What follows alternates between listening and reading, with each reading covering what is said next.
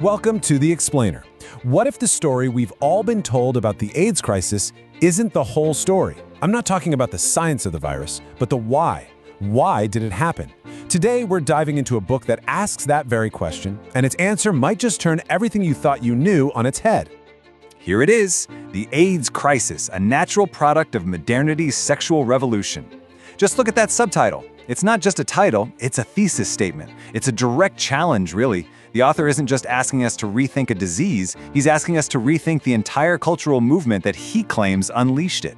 So just to be super clear, this isn't going to be a medical history of AIDS. Nope. What we're doing today is unpacking the book's incredibly powerful and, really unconventional argument.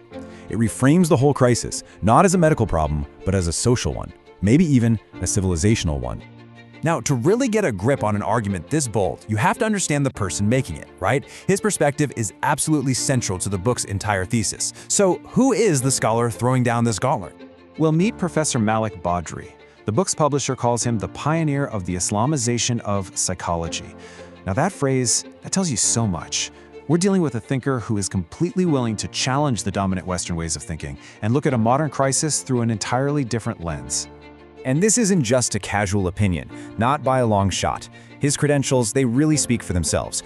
We're talking about a chartered psychologist, a PhD from a British university, an elected expert for a World Health Organization panel. I mean, he's founded psychology departments across the world. The point is, this argument is built on a lifetime of serious academic and clinical work. Okay, so with that in mind, what is the core argument of the book? It basically says, if you want to understand the AIDS crisis, you've got to look way, way beyond the virus itself. You can really boil the book's argument down to this one stark comparison. On one hand, you have the conventional view. AIDS is a medical crisis, plain and simple, caused by the HIV virus. But this book argues something completely different. It says AIDS is fundamentally a social crisis, a direct and, quote, natural consequence of the sexual revolution. And the publisher's note just lays it right out there. The idea here is that the crisis wasn't some random biological event. No, it was the predictable result of a society that had fundamentally changed its moral compass, all driven by what the author terms Western modernity. So, if that's the diagnosis of the problem, what does the book say about the cure? Well, as you can probably guess, if you see the problem differently, you're going to have some pretty big critiques of the standard solutions. And yeah, the author's critique is sharp. The author uses this incredible analogy to make his point. He says that Western prevention methods, the ones focused on safe sex and condoms, are basically like throwing a person into a raging river and then just shouting warnings at them not to get wet. It's useless, right? Because it totally ignores the powerful current, the culture, that's sweeping them along. And that's the crucial point. The book argues that you just can't solve a problem using the same cultural mindset that created it in the first place.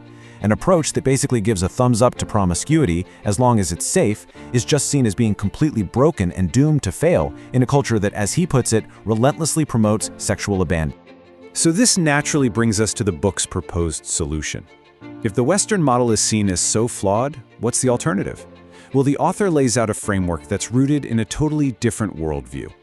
The book sketches out a prevention strategy that's grounded in Islamic principles. At its heart, the cornerstone is something called Iman, which means deeply rooted faith.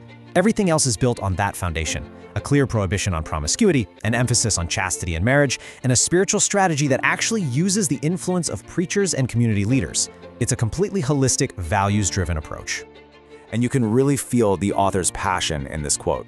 He's basically saying, look, Muslim societies have this rich spiritual toolkit for prevention right at their fingertips.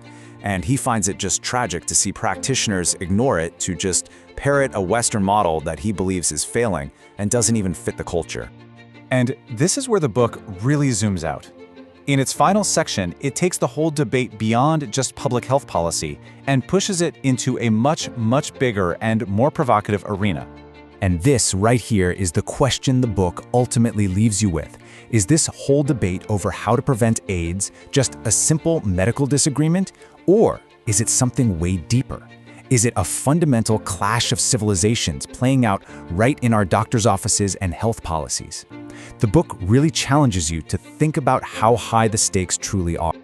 To really grapple with that question, you have to engage with the full, detailed argument that Professor Badri lays out. Look, whether you end up agreeing with him or not, the AIDS crisis presents a powerful, meticulously argued challenge to the way we see the modern world. It is guaranteed to make you think. If you are at all interested in a perspective that truly breaks the mold, this book is an absolutely essential read.